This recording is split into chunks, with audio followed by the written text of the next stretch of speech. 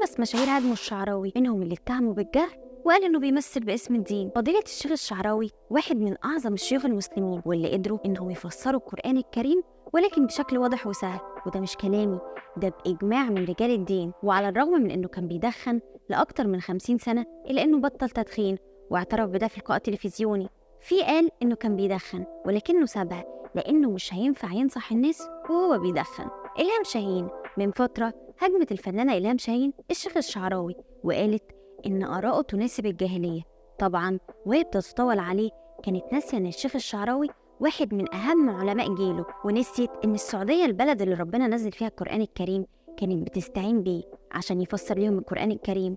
وقالت في لقائها التلفزيوني إن كلام الشعراوي لا يتناسب إلا مع العصر الجاهلي، لأنه أباح ضرب المرأة وترك المريض بلا علاج حتى الموت، وقال إن اللي يتجوز مسيحية لا يعاملها بالحسنى. وقالت إن كلام الشيخ الشعراوي غير متناسبة مع شخصيته. طبعا الكلام ده خلى الدنيا تقوم ما تقعدش، وده اللي تسبب في استياء وغضب الجمهور من إلهام شاهين. الكاتب الصحفي إبراهيم عيسى، الكاتب والمفكر إبراهيم عيسى، قال إن الشعراوي عالم جليل زي مجدي يعقوب، نقدر نعمل عنه سيرة ذاتية لأنه عمل كتير وأنقذ ناس كتير، أو نتكلم عن حق كاتب كبير زي نجيب محفوظ لأنه فعلا من الشخصيات القدوة لناس كتير في مجالهم. ده غير إنه قال إن شعبية الشعراوي خاطئة زي لهجته العامية في الخطابة وأداؤه التمثيلي.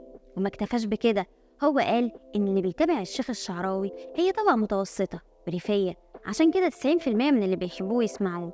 غير إنه قال إن الشعراوي هو السبب في فتح باب التلفزيون من الدعاة والواعظين.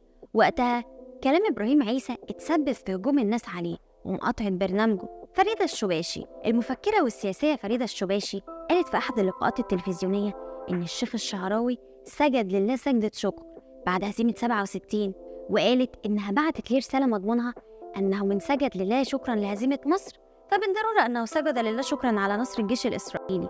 وقالت إن الشيخ الشعراوي برر موقفه وقال وقتها إننا كنا نستاهل الهزيمة بسبب بعدنا عن ربنا، عشان كده وصفت مبرر الشعراوي بإنه مبرر واهي. وقالت بالعقل كده إسرائيل كانت أقرب من ربنا لينا، وصرحت إنها مش بتحب الشيخ الشعراوي. وطبعا فريدة الشباشي ما كانتش آخر واحدة هاجمت الشيخ الشعراوي بسبب تصريحاته وآراءه. مفيد فوزي، صرح الإعلامي والصحفي مفيد فوزي وقال إن أسعد يوم في حياته هو يوم وفاة الشعراوي، وهاجمه وقال إنه كان بيحرض الفنانات إنها تبعد عن الأضواء وتتحجب، وقال إنه كان بيفكر ده قرار شخصي من الفنانات وما ينفعش يتدخل فيه، لكنه اتفاجئ واتهم الشعراوي بإنه أرض خصبة للتطرف. طبعا الكلام ده أثار غضب الناس ضد الإعلامي مفيد فوزي الله يرحمه. صبري فواز، الفنان صبري فواز تطاول على الشيخ الشعراوي بعد ما نشر على حسابه الشخصي على فيسبوك مقاطع فيديو للشيخ الشعراوي بيتكلم عن المرأة في الإسلام، وعلق على الفيديو قال الإسلام الداعشي الوسطي الجميل. بعدها حصل هجوم كبير عليه من رواد السوشيال ميديا، وده اللي خلاه يضطر يعدل تعليقه ويكتب الإسلام الوسطي الجميل.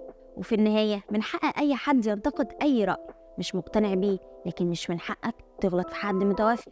وبعد ما حكيت لكم عن أشهر الفنانين اللي هاجموا الشيخ الشعراوي، يا ترى مين أكتر واحد استعجبتوا من رأيه؟ كنت معاكم على وسام فانز كلوب. ما تنسوش تعملوا لايك وشير وفولو سبسكرايب وتكتبوا رأيكم في الكومنتس تحت.